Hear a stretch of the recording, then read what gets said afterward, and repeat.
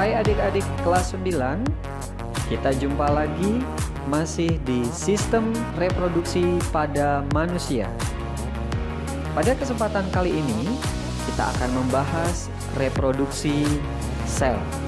Hal yang dapat adik-adik peroleh dalam mempelajari reproduksi sel adalah adik-adik bisa menjawab soal-soal tentang reproduksi sel. Baik soal-soal yang ada di sekolah, soal ulangan harian, atau mungkin soal ujian akhir semester. Adik-adik, dalam kehidupan sehari-hari, reproduksi sel dapat dijumpai pada peristiwa pertumbuhan. Dalam hal ini adalah pertambahan tinggi badan.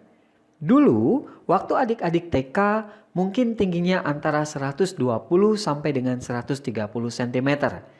Dan hari ini sudah kelas 9, tinggi adik-adik mungkin ada yang 150 atau 160 atau bahkan mungkin 170. Pertambahan tinggi badan tersebut adalah hasil dari reproduksi sel. Contoh lain dalam kehidupan sehari-hari adalah kuku yang bertambah panjang, rambut juga bertambah panjang, itu adalah hasil dari reproduksi sel. Selain pertumbuhan, reproduksi sel juga terlibat dalam peristiwa pembentukan gamet atau sel kelamin, yang tentunya berkaitan dengan sistem reproduksi pada manusia yang terjadi secara generatif. Adik-adik, reproduksi sel terjadi melalui mekanisme pembelahan sel. Adapun beberapa tujuan dari pembelahan sel diantaranya adalah perbanyakan atau reproduksi sel, untuk pertumbuhan, untuk perbaikan atau recovery sel-sel yang rusak, dan untuk pembentukan sel gamet atau sel kelamin. Baik adik-adik, kita bahas macam-macam reproduksi sel. Macam reproduksi sel untuk mudahnya kita bagi menjadi 3 macam. Yang pertama, reproduksi sel jenis amitosis. Yang kedua, reproduksi sel mitosis. Dan yang ketiga, reproduksi sel meiosis. Baik adik-adik, kita buat perbandingan antara pembelahan sel amitosis, mitosis, dan meiosis. Yang pertama, pembelahan sel amitosis atau biasa juga disebut pembelahan biner adalah pembelahan sel yang terjadi secara langsung tanpa melalui fase-fase pembelahan. Maksudnya adalah, kita lihat gambar ilustrasi berikut. Sel induk ini akan mengalami pembelahan secara amitosis, di mana tahapan awal sebelum pembelahan hingga menghasilkan 2 sel anak adalah materi inti dari sel induk tersebut mulai adanya pergerakan untuk membelah atau memisah, yang kemudian akhirnya terpisah 2 materi inti selnya, yang diikuti dengan pemisahan sitoplasma sel atau cairan sel, dan akhirnya terbentuklah 2 sel anak. Adik-adik, 2 sel anak yang diperoleh dari hasil pembelahan amitosis barusan adalah mempunyai sifat yang sama dengan sifat sel induknya. Pembelahan amitosis atau pembelahan biner terjadi pada makhluk hidup atau organisme bersel tunggal atau monoseluler. Contohnya adalah sel-sel bakteri, sel-sel protozoa, mungkin adik-adik kenal amuba. Mereka semua adalah organisme bersel satu yang pembelahan selnya secara amitosis atau biner. Baik adik-adik, untuk macam pembelahan sel yang kedua adalah pembelahan mitosis. Mitosis adalah pembelahan sel yang terjadi melalui fase-fase atau tahapan pembelahan, di mana tahapan pembelahan sel mitosis terdiri dari profase, metafase, anafase, dan telofase. Adik-adik, untuk mempermudah mengingat 4 tahapan fase dalam pembelahan mitosis, di Ganesha Operation dibuatkan dekingnya. Dekingnya adalah PROMAT, profase, metafase, anafase, dan telofase.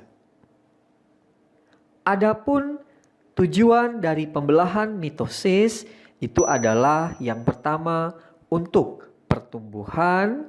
Seperti di awal diceritakan bahwa pertambahan tinggi badan, pertumbuhan pada tanaman merupakan hasil pembelahan mitosis. Selain pertumbuhan, tujuan dari pembelahan mitosis adalah penutupan luka atau restitusi, dan juga mitosis dapat terjadi pada peristiwa mekanisme regenerasi atau perbaikan sel-sel yang sudah aus. Adik-adik, pembelahan mitosis terjadi pada sel tubuh atau sel somatis dari makhluk hidup bersel banyak.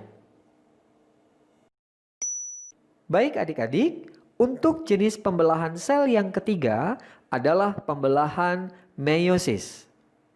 Meiosis adalah pembelahan sel yang berlangsung 2 kali, yaitu meiosis 1 dan meiosis 2 dalam satu paket pembelahan meiosis. Pembelahan meiosis merupakan pembelahan reduksi di mana terjadi pengurangan jumlah kromosom pada kromosom sel anak yang dihasilkan. Adik-adik, pembelahan meiosis terjadi pada pembentukan sel gamet atau sel kelamin. Jika kita perhatikan gambar ilustrasi berikut ini, sel induk mengalami pembelahan meiosis, meiosis pertama, kemudian dilanjutkan pembelahan meiosis kedua pada masing-masing sel anak yang dihasilkan, maka menghasilkan hasil akhir sebanyak 4 sel anak, di mana sifat sel anak yang dihasilkan dari pembelahan meiosis ini tidak sama dengan sifat sel induk, atau sel anak mempunyai perangkat kromosom separuh atau setengah dari jumlah kromosom sel induk. Kaitan reproduksi sel dengan sistem reproduksi pada manusia.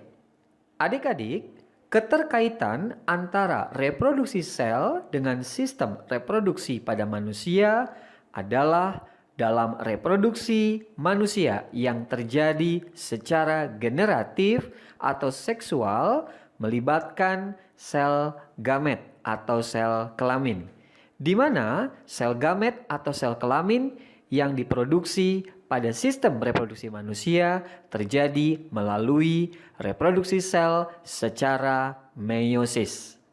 Tentunya adik-adik masih ingat pada saat kita membahas alat reproduksi pada pria. Pada alat reproduksi pria, yaitu pada bagian testis, terjadi peristiwa spermatogenesis. Spermatogenesis adalah proses pembentukan sel gamet atau spermatozoa yang terjadi secara pembelahan meiosis. Untuk lebih mudahnya, mari kita sama-sama simak bagan spermatogenesis yang terjadi di testis. Adik-adik, peristiwa spermatogenesis berawal dari keberadaan sel induk sperma atau spermatogonium yang berperangkat kromosom diploid mengalami pembelahan atau perbanyakan membentuk sel spermatogonium kembali. Setelah sel spermatogonium mengalami perbanyakan, maka sel spermatogonium akan berkembang atau matang, tumbuh menjadi sel yang kemudian disebut sel spermatosit primer.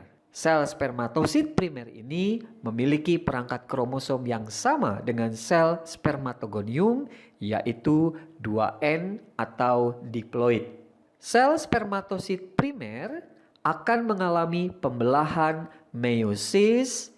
Meiosis pertama, dari spermatosit primer terbentuk 2 sel spermatosit sekunder yang perangkat kromosomnya adalah haploid, yang kemudian sel spermatosit sekunder masing-masing mengalami pembelahan meiosis yang kedua sehingga total terbentuk 4 sel spermatid. Adik-adik, kalau kita lihat dari bagan yang ada pada spermatogenesis ini, sel spermatid yang dihasilkan semuanya berperangkat kromosom haploid. Setelah terbentuk spermatid, maka proses berikutnya adalah pematangan spermatid menjadi spermatozoa yang terjadi di ductus epididymis. Baik adik-adik, kita sudah belajar tentang sistem reproduksi pada manusia, yaitu reproduksi sel. Baik adik-adik, demikian contoh soal reproduksi sel dan pembelajaran reproduksi sel pada sistem reproduksi pada manusia. Semoga bermanfaat. Kita bertemu kembali pada paket atau bab-bab yang lainnya.